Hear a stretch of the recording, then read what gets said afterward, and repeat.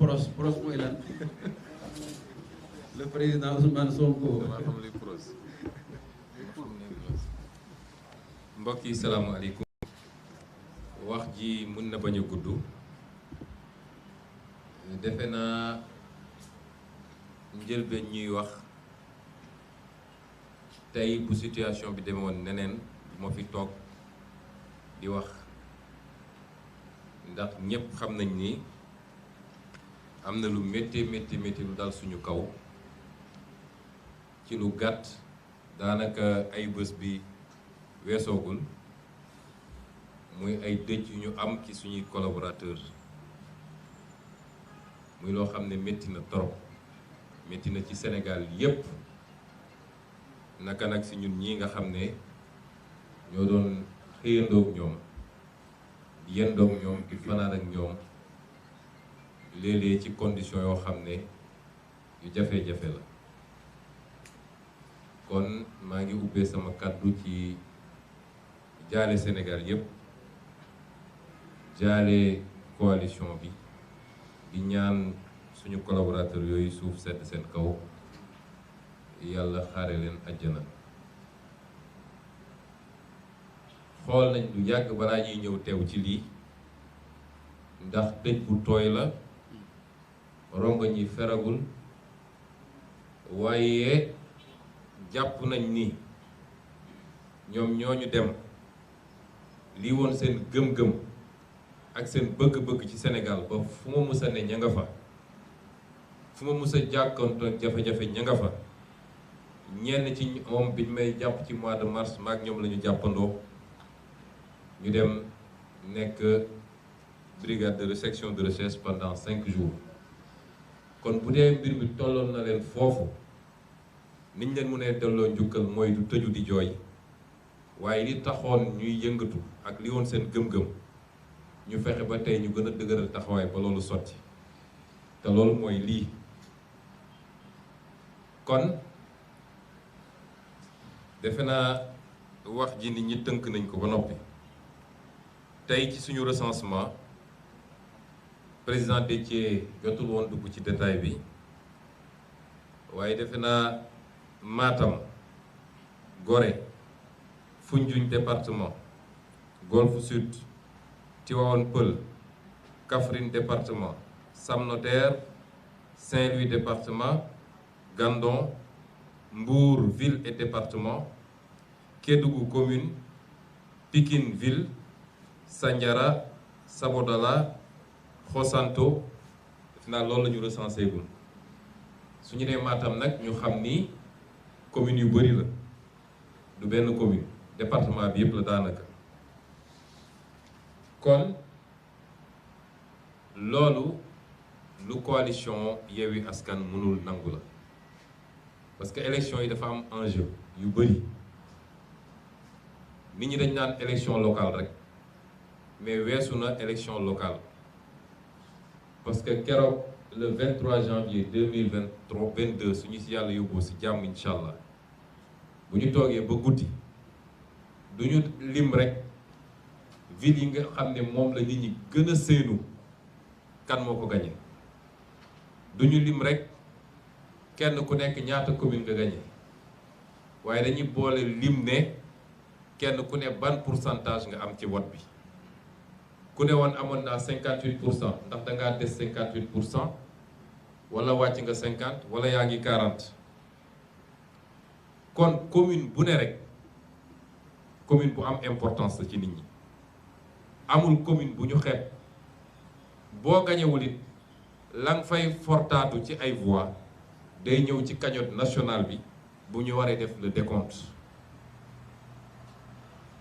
moo tax Yewwi Askan Wi góor-góorlu ba investir fépp xam ngeen investir fépp yombut coalition yi ko mën bëriwul de liggéey bu rëy a rëy la ci ay fani fan wala ay weeri weer ay guddi yoo xam ne nelawuñu loolu di liggéey bu ndaw parce que dañu xamoon lan mooy enjeu bi ne waruñoo xeeb benn voix te lii ñuy doxal nii commune boo newul rek 0 voix nga fa am kon fu toll ni Mbour nga xam ne ci électorat yu gën a mag la fii ci Sénégal ñu ne la Mbour googu 0 voix lañ la fa bëgg a defal loolu Yewwi Askan Wi mënu koo nangu xalaatuñu ko nangu kon lii ñu bëgg a teg duñ ko nangu liggéey boobu nga xam ne liggéey nañ ko ci ay weer laa wax liggéey ko ay at lu ne ñu jat daj ko ba egsi fii duñu nangu ñëw ba tey benn préfet wala benn sous-préfet toog fële ne moom ci loo xam ne teguwul ci fenn mooy xëy rek far loolu est-ce que sous-préfet yi xam nañu le travail bi nit ñi di abattre ba war a mën a andi dossier teg ko seen table est-ce que ñoom xam nañ ko est-ce que sous-préfet yi xam nga moi j'ai été fonctionnaire je connais la fonction publique mais bokk na ci li ñu war a xoolaat ci formation fonctionnaire bi mooy ñu génne ko ci cadre bureau bu muy tëju mu xam li mu war a gérer li mu war a régir environnement socio-culturel bi ne ci autour yépp parce que préfet wala sous-préfet bu toog bureau xamoo fu nit ñi jaar ba egsi xamoo lu ñu daj nga ñëw ñu jox la ay ndigal ngeen jéggal ma mais ñu mel ni ay dëmm yu jëfuur di toog rek di góolu liste Yewwi Askan Wi di xool lan moo ci manqué ban signature moo ci manqué ban xam nga suñu bëggoon rafetal mbir mi sax dañ ñu ne am na ñaari liste wala ñetti liste Benno Bokk Yaakaar yu ñu rejeté benn sous-préfet mënu ma ne sur l'étendue du territoire liste Benno Bokk Yaakaar yëpp matoon nañu bi ñuy ñëw sànq wax naa ko sous-préfet Guédiawaye nee naa ko on va te poursuivre personnellement parce que amul droit rejeté te jaarul sax ci commission te lim bañal liste Yewwi Askan Wi mu ngi koy nangul yeneen liste yi parce que liste yëpp ñëwoon ak dossier yu manqué as tuut mu nangul leen ñoom ñëpp ñu andi seen liste daal di bloqué bi Yewwi Askan Wi te ñu ngi ci délai yi loolu forfaiture la moo tax ñoom dañ leen di poursuivre pénalement et à titre individuel Sénégal nag li fi nar a andi fitna mi ngi jóge ci ñaar ba ñetti catégorie chaque jour ma wax ko administration territoriale néew ñu ñëpp de suba nga gis leen ñu génn waaw song na administration waaye préfet sous-préfet nga xam ne c'est des ñu ci bëri c'est des démembrements de l'APR su élection jotee ñoom bokk nañ ci liy taal réew mi te catégorie bu nekk nag nañu xam ni réew mi bu tàkkee ñoom duñ ci mucc organiser élection jafewul nañu impartial tolloo leen ñëpp élection yi jaar yoon mais gérer vos petites carrières personnelles nomination pour quelques milliers de francs de plus promotion boo gis quelques milliers de francs de plus la nga war a sànq réew mi ngir loolu dafa war a jeex Sénégal duñ ko nangu. ñaareel catégorie bi mooy les forces de défense et de sécurité wala ñi leen di commander bokk nañ ci ñi a yàq réew mi te ñoom ñoo waroon a garantir sécurité ak stabilité réew mi gis ngeen li xew barki démb Ziguinchor ba ñu njëkkee attaqué bougé wuñu parce que dañ ñoo bett deuxième round bi mu amee ñu duma leen ba ñoom ñëpp a ngi hôpital waxuma la police waxuma la gendarmerie waaye armée la ñu andi armée yéen ñëpp gis ngeen vidéo benn homme politique di jox ordre des forces de défense et de sécurité loolu gàcce la ci forces de défense et sécurité yi ils sont des complices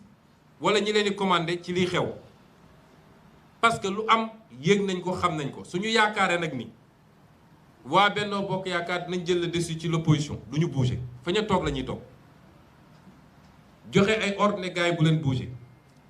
waaye bu duma bi méttee ci beneen côté bi rek nga gis léegi armée sax la ñuy génne armée nationale pour protéger waa Benno Bokk Yaakaar loolu du yoon na jeex ci réew mi kenn ëppalul kenn fii ci réew mi Macky Sall lan la as nit dong la mandat lañ ko jox mandat bi jeexee mu dem li mu bëggoon nag créer une terreur généralisée ba kenn du ñeme loolu wëlbatiku ci moom ba tey c'est lui qui est le terrorisé ndax yow soo demee ba sa titre foncier yaa ko woowee noonu yaakaaroo lu dul ci ay jënd ay nit pour saboter ay liste parce que bëggoo compétition am fa kooku il est terrorisé looloo fi am ñetteel catégorie bi moo waxaat ko mooy la justice sénégalaise nañu delloo seen xel dafa am yoo xam ne rafetul des recours vont être faits man de am naa ci partiellement yaakaar waaye yàgg naa wax ni justice bii dès qu'un dossier a une coloration politique à 99% bu ci yaakaar dañ leen di jox ordre ñu def la justice sénégalaise ma leen di wax nag cette justice là Barthélémy Diaz sera le candidat de Yewwi Askan Wi bu soobee yàlla kenn mënu koo tere nekk candidat et nous gagnerons Dakar incha allah kenn mënu koo tere gannaaw yàlla lii ñuy def nii dafa ñaaw ci Sénégal 10 ans nga yor dossier di lambar lambari 10 ans nga yor ko dossier di lambar lambari ba nit déposé le lendemain nga naan da nga koy convoqué moi si j'étais Barthélémy du ma uyu yàgg naa leen ko wax nee naa leen man nee nañ am nañ dossier bind naa def naa lu ne nommé leen un juge defuñu ko bu ma demee ba déposé sama candidature suñ ma wooyu du ma wuyu ci demuma respect des institutions day fekk institutions yi respectable mais ay justice boo xam ne amuñu benn personnalité topp Macky Sall mii rek fu mu leen joxoon ñu dem loolu dafa war a jeex réew mi te kenn du ko nangu lu mu leen jaral dinañu ko jaral je le répète ku mu neex nag nga toog fa leen ne Sonko nitu fitna la j'assume waaye man duma koo xam ne dañ may ñëw noggatu toog duma ma dóor ma tëj ma ma naan incha allah macha allah defuma ko soo ma ëppee doole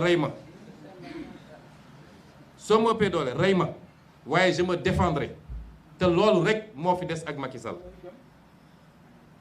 bu dee nag Barthélémy day wuy ji maa ngi wax toute la jeunesse sénégalaise lundi à la première heure ñëpp dañu daje gunge ko ba tribunal bu fa kenn xaj parce que il est le candidat de Yewwi Askan Wi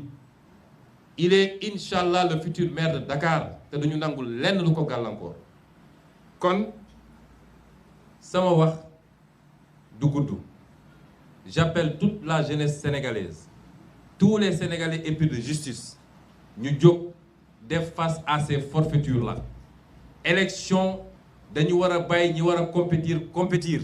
le peuple tànn fenn foo xañ ci loo xam ne tegul ci yoon nga xañe fa ab liste élection foofu amu fa dangaa créer les conditions d'une victoire sans adversité te nag fu mu ko def dinañ jël tout suñuy matuwaay yépp pour foofu élection bu mu fa am lépp dinañ ko assumer te man maa ko wax fii donc na ñépp jël seen responsabilité parce que ces forfaitures avec la complicité de l'administration avec la complicité à venir de la justice sénégalaise te lu mun ci am le commandement des forces de l'ordre ànd ak ñoom